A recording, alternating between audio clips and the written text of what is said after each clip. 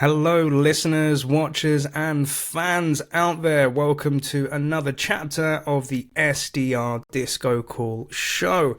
If this is your first time joining, this is a show all about helping people in the world of sales development or people working in sales and in tech sales. My job as a host is to bring and find guests from all over the world that are in this position to give you career insights, help you navigate your career, or maybe answer those burning questions that have been in the back of your mind that you're not getting from your manager or your peers, and you can learn it here.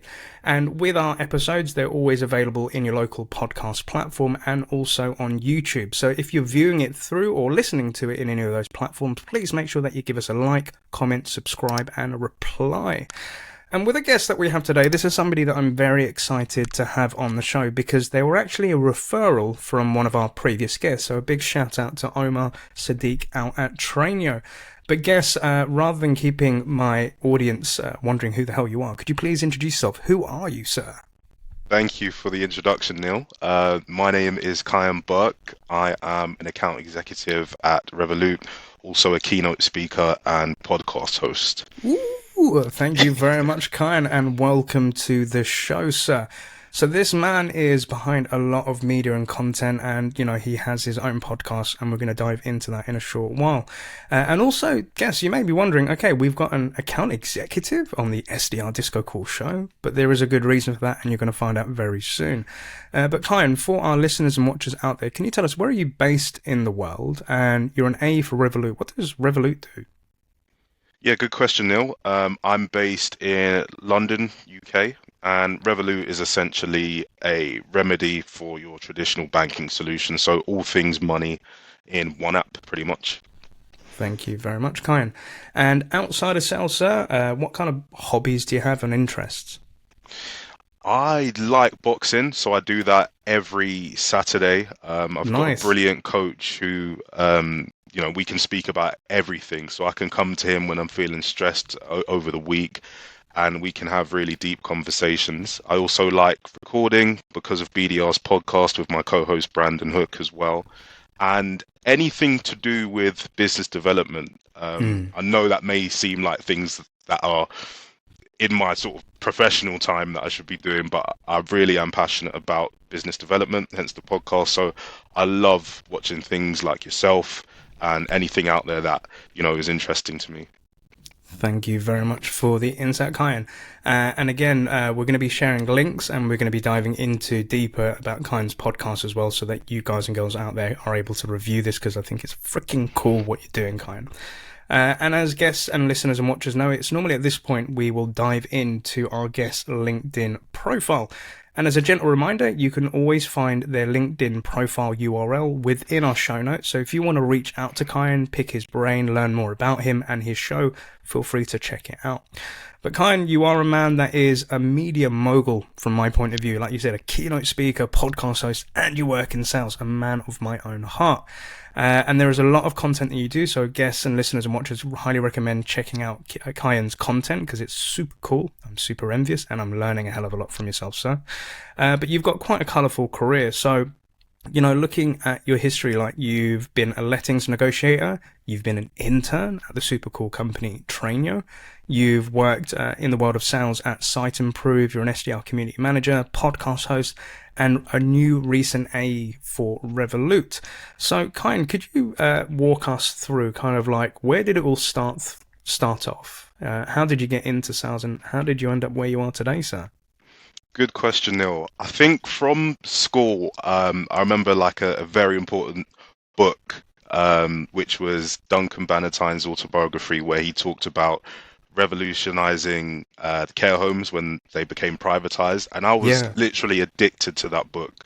So from there, I made sure that my degree was in entrepreneurship, and we had an amazing dean of entrepreneurship who encouraged us to start our own businesses, micro businesses. We learned how to keynote speak, and at the end of my degree, I had to basically produce a pitch to the whole board of entrepreneurship at my university. Wow. And that's when a lot of them approached me and said, hey, you'll be good at speaking. And I always kept that in the back of my mind.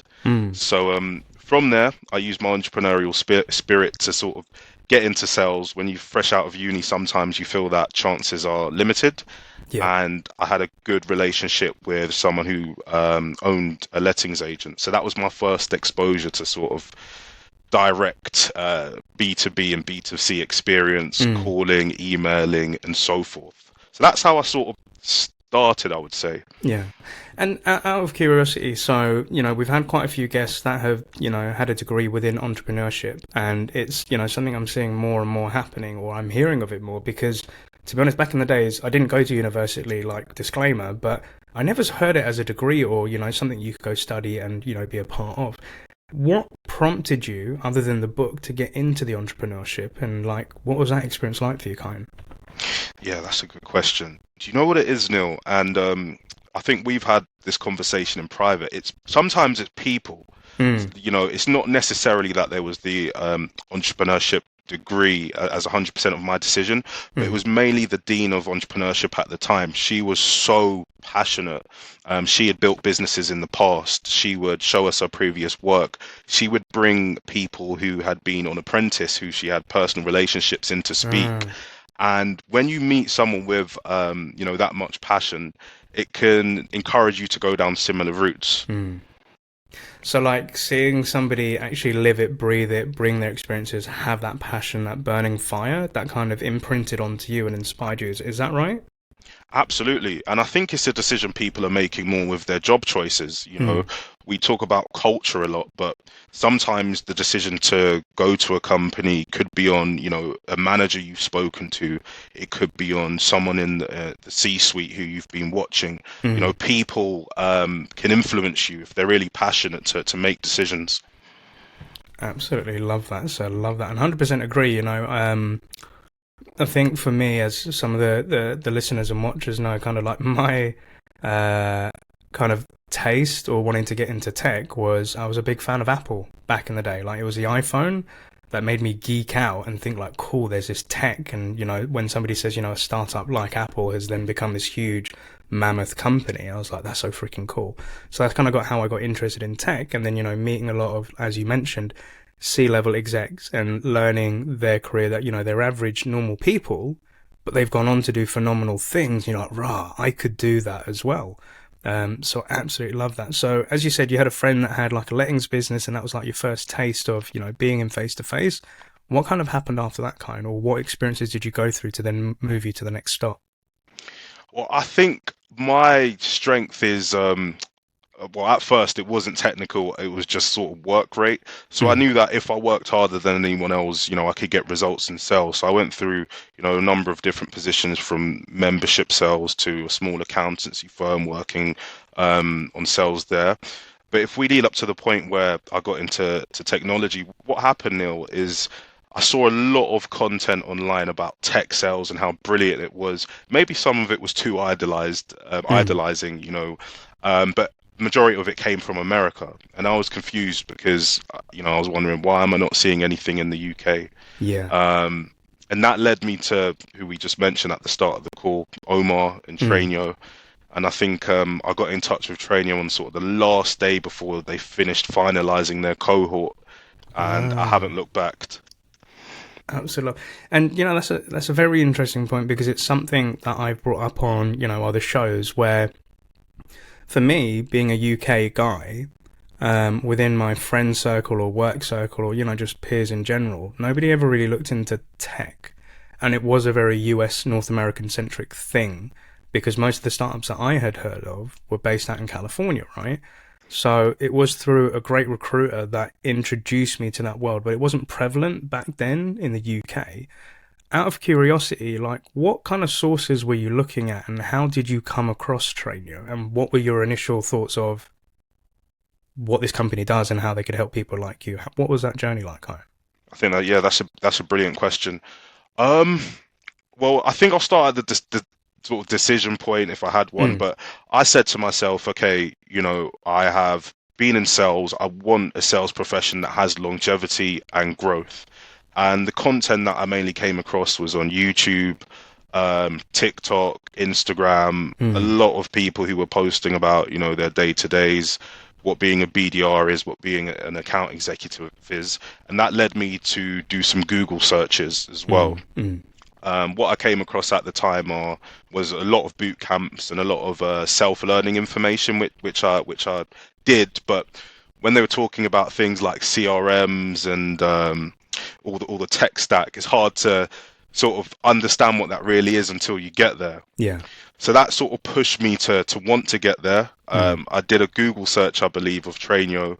I didn't actually believe it at first, which is what a lot of people say. I'm sure Omar's spoken about that loads of times. I definitely want to dive into that in a moment, please, because I have a real life example of somebody that called me the other day. But please go on. Yeah, so you look at the page and you think, what's the catch? And I think, leading back to the American point, Neil, I think it's based on the fact that a lot of courses in America, you have to either pay up front or they take a portion of your wages. So you kind of think, what's the catch here in the UK? But it's just a testament to the great work that TrainYo do, really, to be able to, place you and give you such great coaches. And if it wasn't for TrainYo, I mean, we wouldn't be having this conversation today. So I'm glad that, it's led me to this point. It's come full circle, dude. I absolutely love that. And, this whole thing of you didn't know if it was legit with TrainYo. So, real life story. I think this was about 2 or 3 weeks ago. I got an outbound call on my phone, and FYI, my phone number is on my LinkedIn profile. So if anybody wants to outbound me, feel free to do it. And somebody did. And this guy kind of said, "Hey, Neil, I currently work in some type of sales position. It's not tech sales." And they were saying to me, like, there has to be much more to life than this, I've only been in this role 3 months. And I was like, okay, it's only been 3 months, dude. So, but he said he wanted more. And he says, how can you help me? And I said, I'm more the guy that once you're in the company and you're doing the actual role where you need that coach or you need that trainer, that's where I come in. I'm not the guy that helps you get into it. But there is a company called TrainYo, and this is where you could be as a starting point if you want to get into it. And I said, it's a free course they provide, they enable you, and then they will help you find that next position. And then he said to me, what's the catch? And I was just like, there is no catch, dude. And he was like, yeah, but there's a lot of companies that scam you. I've read up on this, I've actually applied, and they're asking for money up front, etc., etc. And I said, I wasn't aware of it. I had no idea that people are scamming people out there, right? Which made me think, like, wow, really? And I said, no, TrainYo is legit. I've sent a lot of people there. I've actually worked with a lot of people that have come from there. Then go for it. And then, he applied, and it was like 2 days later, and he called me again. He said, I haven't heard anything. And I was like, they're quite busy. They will get back to you. And I believe they have. But that whole thing of somebody or an organization enabling you for free and then helping you get into that role was freaking amazing. But to your point, you maybe had to question whether it was legit. And what was that process like for you, Kyan? And how did you, once you actually got in there doing that stuff, what was that like? Because I think a lot of our guests and listeners would love to know that journey as well, for those that might be skeptical that it's a scam.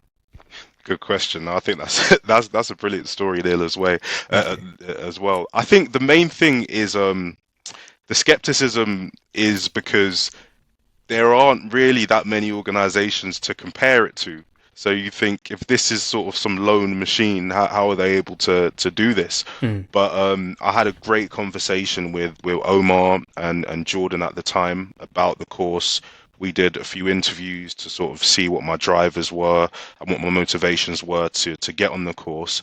And on the course, it's the highest quality of coaching that you can get. Like, some of the method, well, near enough all of the methods that I use today are from the course, and a lot of the coaches on the course are now, my friends. One is a mentor of mine as well. I should be going back to do some coaching on the course as well, which should be exciting. So it's like everything comes full circle, as we said earlier. So I think once you're there, it's brilliant for friendship as well. My co-host Brandon Hook, that wouldn't have happened without TrainYo too. I love that. Again, a big shouts out to the TrainYo family. They're doing some great things. And as you mentioned, like for somebody as an outsider, I've spoken to TrainYo, I've seen how they work, and I can see like the amount of global coaches they have from different companies, different experiences. Basically, it's a melting pot of knowledge for SDRs to learn from. And as you mentioned, it's a great networking opportunity where you're meeting like-minded people or who are people at a similar point in their career. and they're able to go on this journey together. And as you said, you're making mentors, and then you're able to go back and help out for the people that helped you, right? I think that's a beautiful journey. And when you got to the end of that TrainYo experience, and then you moved into your role at SiteImprove, what was that transition like for you, and what was going through Kyan's mind? Good question. Someone sort of asked me a question surrounding, what happens at the end of TrainYo, because they were going through the course. So they asked me a similar thing, and how I described it, which is what happened to me, it was so supportive. There were a few opportunities presented to me, a few companies I was interviewing with, but Omar said to me numerous times, look, if you've got this offer and we're having this conversation and these are your doubts, don't take that one. So I actually waited a long time. It wasn't like they were trying to get me into a certain role. We spoke on mobile, me and Omar, and he said, if these are your reasons, don't take that one. And the reason that I went with SiteImprove, it relates back to sort of our earlier conversation, Neil. It was the manager at the time. He was really invested in me as a person and sort of my story and what I wanted to achieve.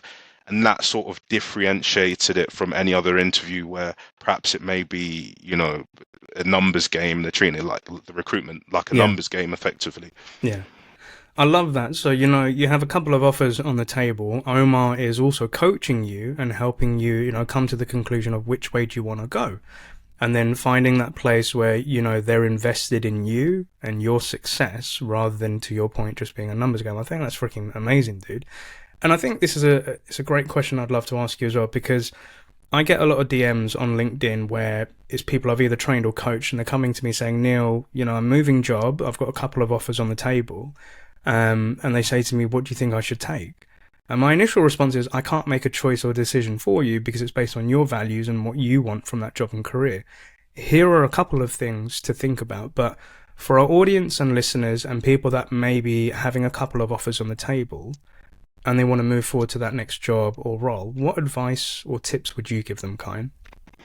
That's a good question. I would probably, to those who are watching or listening, I would probably inbox Neil for that sort of matrix that he described, because with me, Neil, it's about the energy that I get from the people that I speak to at the company.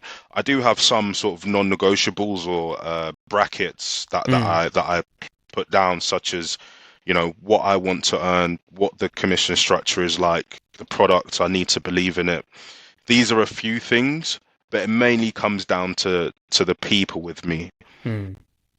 I love that, because again, with the people, it can relate to the culture, the people you're going to be working for. And do you have any kind of like red flags of things that are non-negotiable for you? Like, okay, if I hear or see those sort of things, I want to steer clear of it. Or also, how do you get the vibe check on that people and culture to make you feel, okay, this is maybe something I actually want to do? Good question. I think there are a number of resources we can use, such as, RepView, to check if the team's performing or not. You do want to be walking into a winning team. You do want salary transparency as well, which is always good. I think one of the best things to do is reach out to someone who works there. It may sound weird, but maybe not the person who's going to give you the referral. Just ask them a few questions and see what it's like. Most of the times they are fair. We do have, transparency on things like Glassdoor as well to see what the culture's like and so forth. So there's a lot of due diligence that you can do, but I would say utilize your network. If you know a friend of a friend, that's always good, because they're most likely to be quite neutral about the opinions that they're giving as well.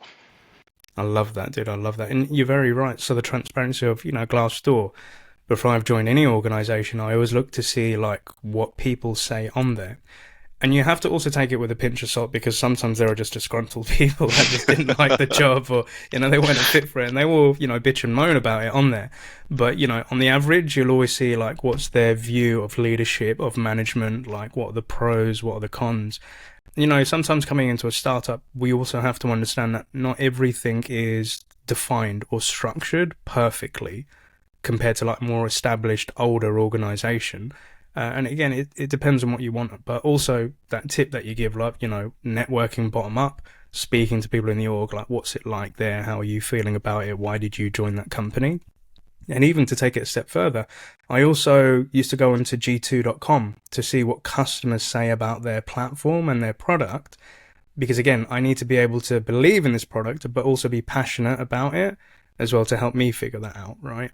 So there is, to your point, a lot of due diligence you can do. And I think, the people that do DM me and inbox me, the underlying bit of advice that I give them is you need to do what you feel is right for you based on your research.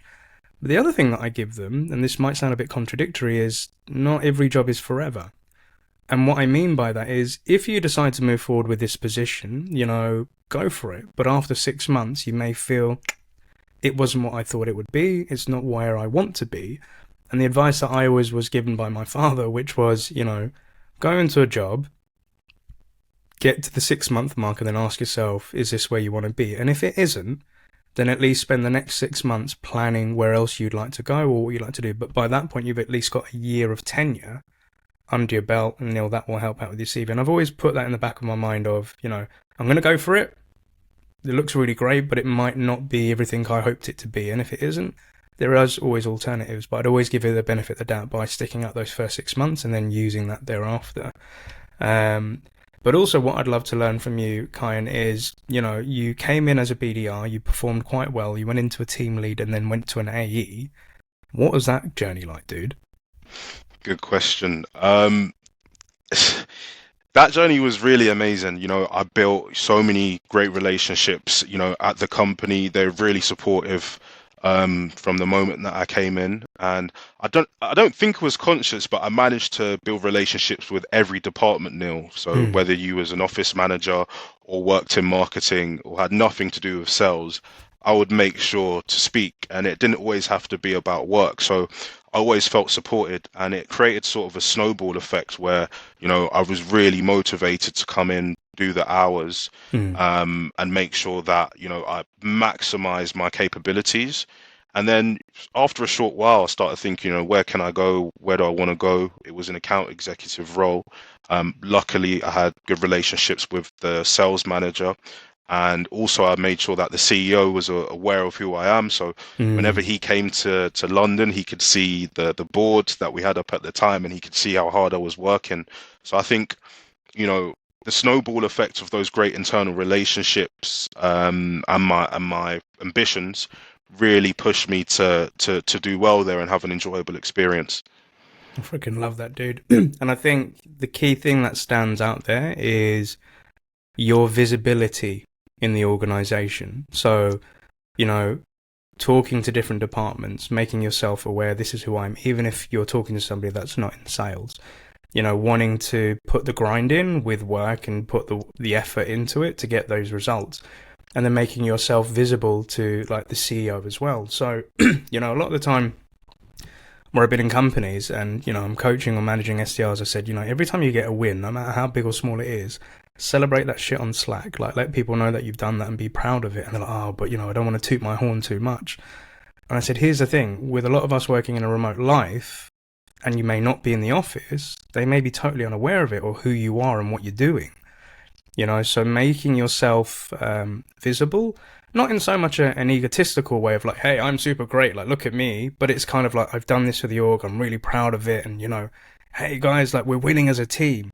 That is the stuff that will get you noticed with your managers, your peers, and that's sometimes where you become the recommendation of maybe Kyan could be that guy that could do this. That's what I found. But what are your thoughts on that, Kyan, in terms of, letting go of your ego, being scared of being known or achieving well and getting yourself more visible? What advice would you give to somebody?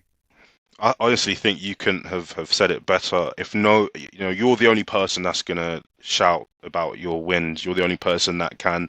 As much as, companies have one particular goal, I think as employees of companies, we're sometimes just solely invested into our own role. So that means everyone else is your manager, the CEO, they've got other things to worry about during their day. So when they can know about, your achievements, it's always brilliant and it keeps you top of mind. I love that. So 100% co-sign and agree on that. And a topic that we want to discuss because, you came in as a biz dev rep, you went team lead, you went to an account executive. two parts that I want to pick upon is, what did it feel like to finally get the promotion to AE? And, you did it quite fast. And the second question is about progression. It's a topic we discussed before we started recording. Like, we really want to dive into the progression and what advice we can give to reps. But starting on point one, Kyan, what did it feel like to get the promotion? Like, what was going through your mind, and how did that feel?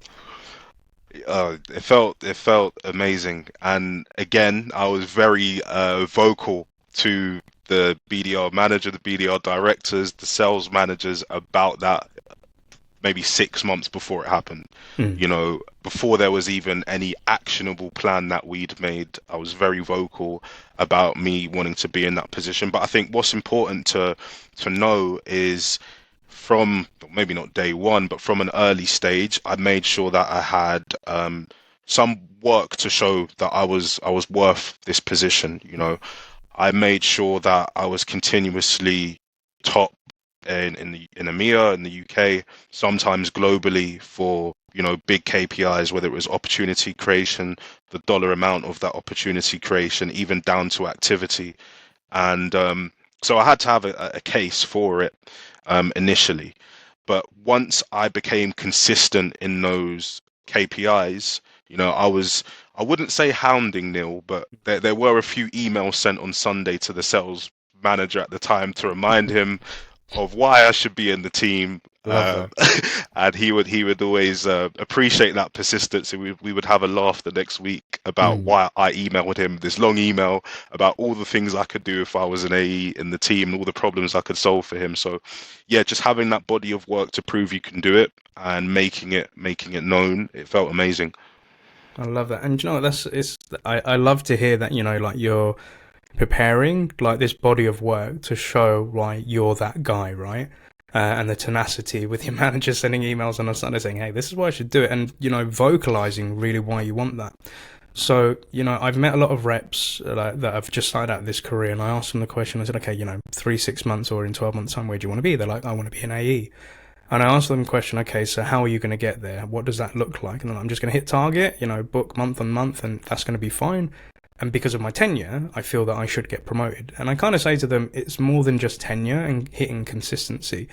So, for somebody that needs to prepare that body of work, what does that look like in terms of documentation, examples, or like, how did you sell yourself to that manager in order to get that kind? That's a brilliant question, Neil, and I'm glad you asked that. And my response is, nothing went undocumented, like nothing.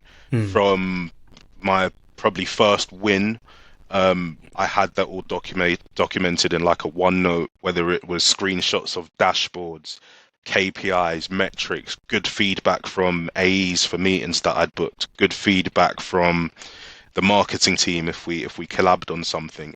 Everything that I did was documented, because I think it's not always about, wanting to present that at a later stage to someone else. You need to remind yourself as well of what you've done, because sometimes you forget. So when it came down to speaking about that promotion or negotiating that promotion, I had so many legs to stand on that were documented, that were facts, that were in writing, that we can't ignore.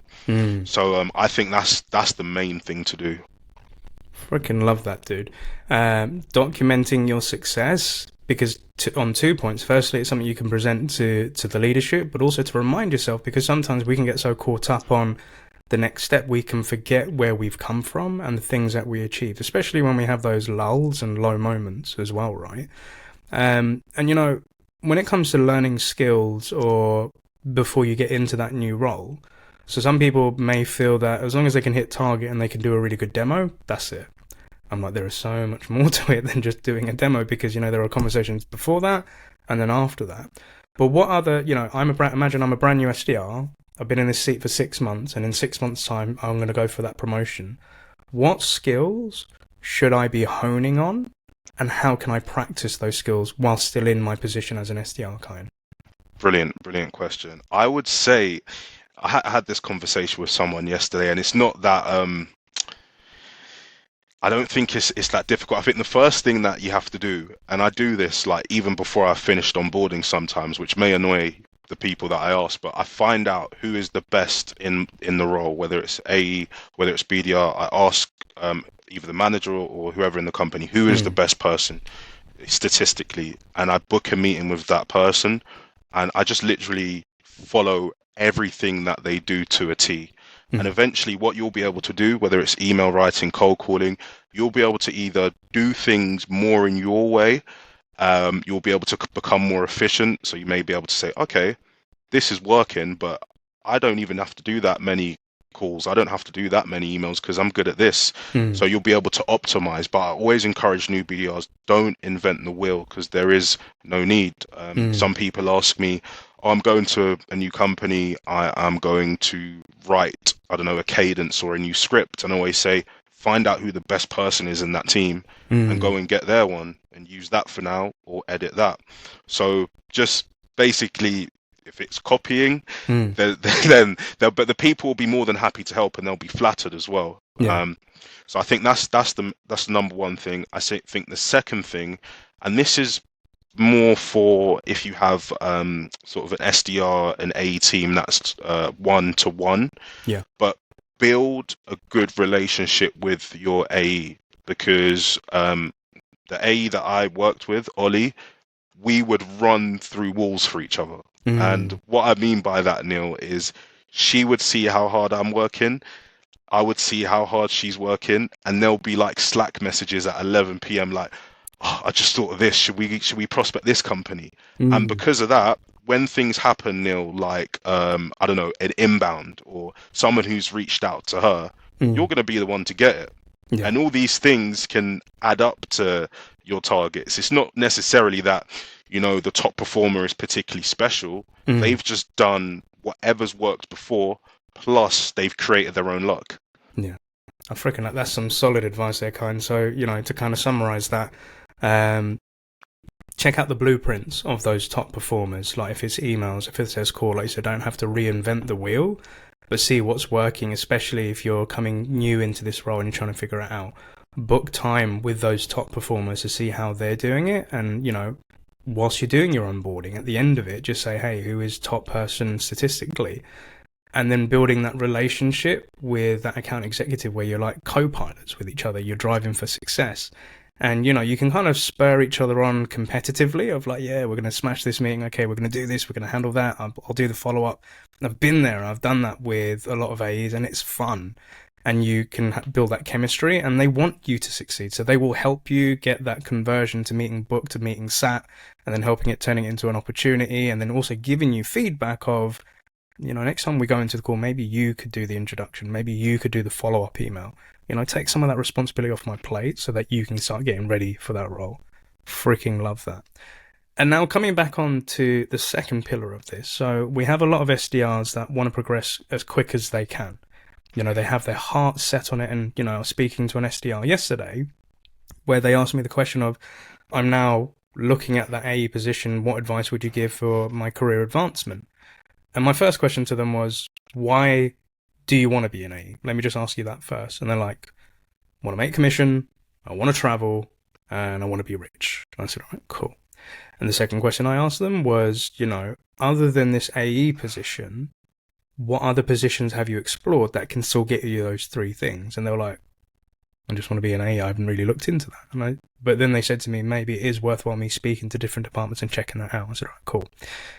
And the last thing, which is a bit of advice I've given this show multiple times, is go check out the job description, figure out what you can do today and what you can't do today, and what you can't do, book in time with that AE, like you said, to learn, shadow, and get the ropes and get ready for it. And towards the end of that conversation, that person said, there is a lot I can't do, there is a lot to learn, and there's a lot to think about and do before maybe applying for that promotion. And I was like, yeah, there is. But, you know, with those ones that have their hearts set on progressing as quick as they can, and sometimes, you know, the manager may say it's not going to happen right now, but it will happen, you know, at a certain point. But for those that want to progress quickly, what advice would you give to them, Kyan? I thought, firstly, Neil, I think that's a brilliant breakdown because everyone's motivation is different. You know, for me, becoming an AE, there's a bit of not a weird motivation, but it's because my ideal sort of role is to be the director of sales enablement. I'm in love with the art. I think that's why we connected so well, because you're Yeah. so passionate. And if this may sound weird, but if I didn't have to be and I could just go to that position, another route, then I would. But I had a good conversation with one of the BDR directors at the time, and he said, if you're going to be in enablement, you need to, okay, you've done very well when it comes to the BDR SDR role. But if you want to be in enablement, go and smash the AE role, so that when you are teaching, when you are training, when you are helping teams, you can say that you've done it. So my motivation, amongst other things, you can have great commissions and so forth. It's because I know that I need to do this to be able to eventually get to that position of enablement. I freaking love that. So, where you want to get to, you need to go through these experiences of learning those things, so that when you get into that position, you've had the experience, you understand it, and then you can help those other people that are going through that role that you've been through to be that director of enablement. Is that right? Absolutely. And another thing, Neil, touching on to what you said about, why do you want to be an AE? What should people think about? I think it's important to note that, especially in 2023, when there are a number of things like budget cuts, AEs are having to source most of their pipeline. It's not like previous years where you may get more inbounds, you may get more leads from the BDR, SDR team marketing. You're going to have to do that. And one of the reasons that I like my current position is because I feel like there is no transition. I like being relentless. I like having high activity and being put in a position where, you're going to have to source a lot of your pipeline. There's no particular change. But if you speak to someone who says, I want to be an AE, but they haven't heard, what I've just said about the actual technicalities, they may not know what's actually involved. So, yeah, I think you summed it up perfectly. You need to think about why you want to be there, the things that you can do, the things that you can't do, and actually what the climate's like at the moment. I mean, it suits sort of how I work, but it may not suit someone else. I love that. I love that. And, could you maybe give us 3 reasons why you may not want to be an A? So everybody would want to do it because they get to close, they get to deals, they get commissions, they learn a lot of stuff in sales. But I've never really asked the question of why wouldn't you maybe want to go into an A position, Kyan, or why it might not suit somebody. I think one valid point that is probably not touched on enough, Neil, and we need to sort of, in our space, we need to say that it's okay, is because I just don't know yet.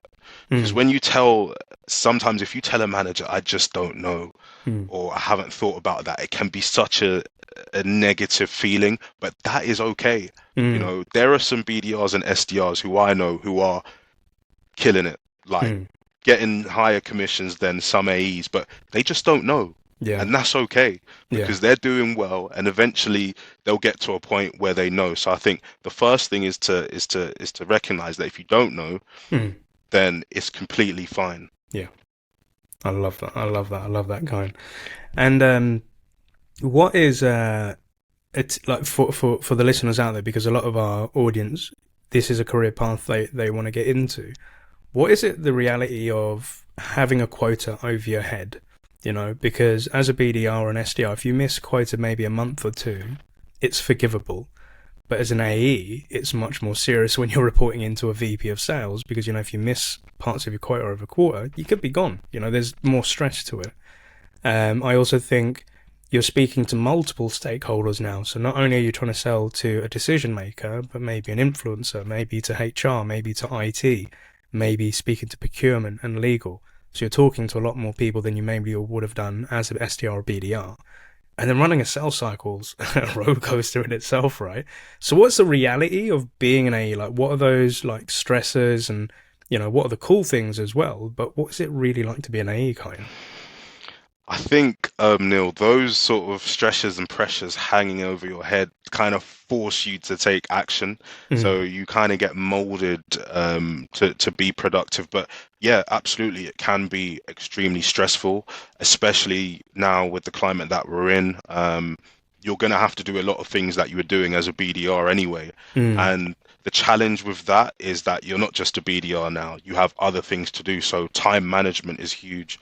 Some of the best AEs have, immaculate time management down to the minute, and nothing can interrupt that. You have to cope with difficulties and setbacks in terms of humans being so unpredictable. Yeah. Which is also can be like an emotional battle that you may not have experienced before.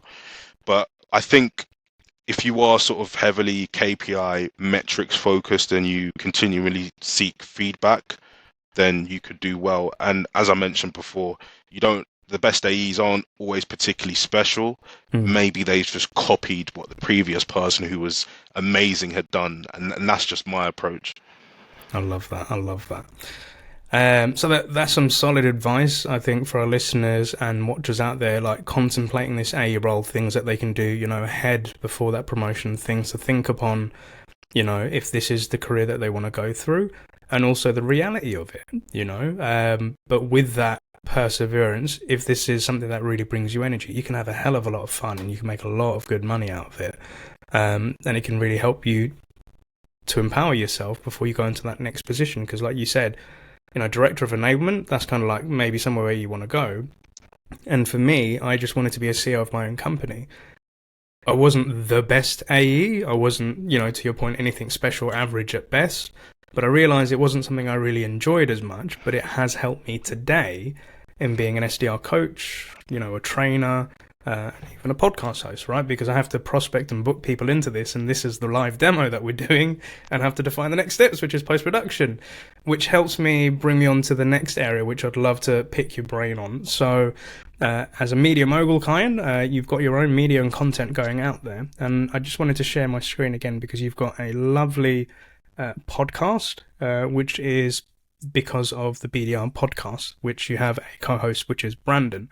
And again, listeners, watchers, and subscribers, I'll be putting links in to check out Kyan's show.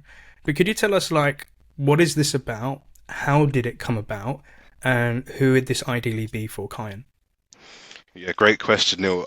So someone asked me this yesterday, and because of BDRs, I had to think about this of what it means and how it actually came about. So firstly, it came about because Brandon is a whiz and a genius when it comes to hardware. He can build his own computers and things like that. So he was already doing some recording surrounding that, and he wanted a way of where he would be more consistent and focus on the tech side and have a partnership where we could push each other. So we came into conversation about a podcast. We thought about what we wanted to speak about, and to be honest, Neil, it came from two things. So a bit of anger that a lot of times in the tech space, perhaps some AEs are handing responsibilities to BDRs or SDRs, and it's their job, or you're only a BDR is a phrase. Yeah. So that's one side of why it came out. We was okay, because of BDRs is going to show all the great things that BDRs do. And secondly, wherever we get to in our professions, now I'm an account executive, Brandon's going to get there soon. The name's not going to change. So because of wherever we are, whether we're CEOs like yourself, it's because we have been BDRs. So those are the two reasons. And the show was just to showcase all the great things that not just BDRs do, but everyone in the tech space, because there are some content creators on there, marketers on there, and they do amazing things, and they have brilliant advice that BDRs can take on as well. I freaking love that. And as a reminder, ladies and gents, if you want to check out the show, please check it on the show comments, show notes, and subscribe, because they're also on YouTube, and they've got stuff coming out as well, and stuff on TikTok and everything. And I love promoting people that are passionate about our space, and I love that bit of the annoyance, of not the respect not given to BDRs and SDRs, and helping elevate them on a platform. And even though that you're AE now and Brandon's soon to be there, and one day when you're that director of enablement, things aren't going to change. And I love that with that. And asking for a friend, or maybe a couple of thousands of friends that listen to this show, what type of guests are you looking for, Kyan? Who are the type of people that you'd like to bring on the show, and the people that you'd like to speak to, just in case anybody's out there listening? Literally, it's like if you're passionate, then I want to speak to you. We've had people like Junaid Iqbal on, who is one of the top 1.5 podcasters in America, who's written thousands of CVs to get people jobs at Amazon, Apple, and so forth. And then we've had content creators who've got their own music magazines, top performing BDRs, account executives. One of my favorite episodes was with Benedict, and Benedict started as an SDR. Within a few years, he rose all the way to the head of sales, and he's just had an article featured in Business Insider. Wow. So he's like a BDR at heart. He Yeah. knows exactly what it takes, and I think it's got loads of inspiration on there. In terms of guests, there isn't really any specific profiles, just passionate people who do, amazing work in the SaaS space. I love that. So, ladies and gents, if that is you, by all means, please reach out to Kyan, get in touch, have a chat, and see if that's for you. And Kyan, if you're looking for any guests that are passionate about tech success, let me know. But Kyan, it's been an absolute pleasure having you on the show and learning your story with a lot of golden nuggets dropped down today. And a question that I love to always ask my guests is, if you could give yourself 3 bits of advice to a younger version of you, maybe that guy that's working in the world of lettings, and, he's got that entrepreneurial spirit and he's just thinking, right, I'm going to make something of myself. What 3 bits of advice would you give to that Kyan? Brilliant question. I would say, that's a good question. Be relentless in whatever you're trying to achieve. Try to detach, how you feel at the moment from your work ethic. Obviously, take great care of yourself mentally, but always try to push forward. Even if, like, sometimes you go to the gym, for example, and you don't have the best workout, that compound effect in a year because of that session and the motivation it's given you for the next day is something that we don't really think about often.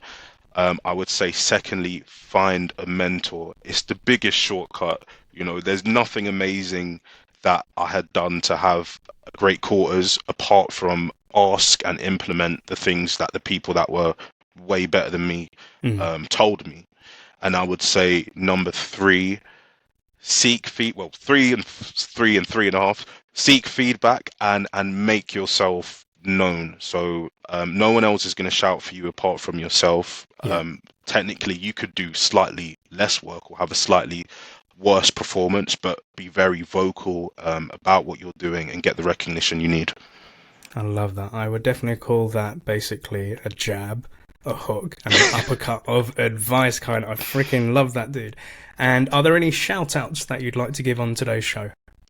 Sure, I'd love to shout out my co-host Brandon Hook of Because of BDR's podcast. Of course, if it wasn't for him, that wouldn't have started. And also Ollie Brennan is the account executive who I mentioned, who was instrumental in my career, alongside Marcus Cooper, the sales manager, and Ryan Nelson, my BDR manager at the time.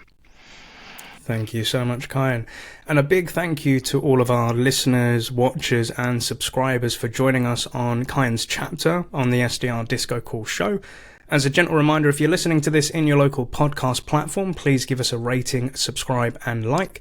And if you're watching this on YouTube, please make sure that you like, comment, and subscribe, and leave a comment down below. And as always, all of our guests will have their LinkedIn profiles in the show notes if you'd like to connect with them, pick their brain, or ask any questions, and also check out Because of the BDRs podcast as well.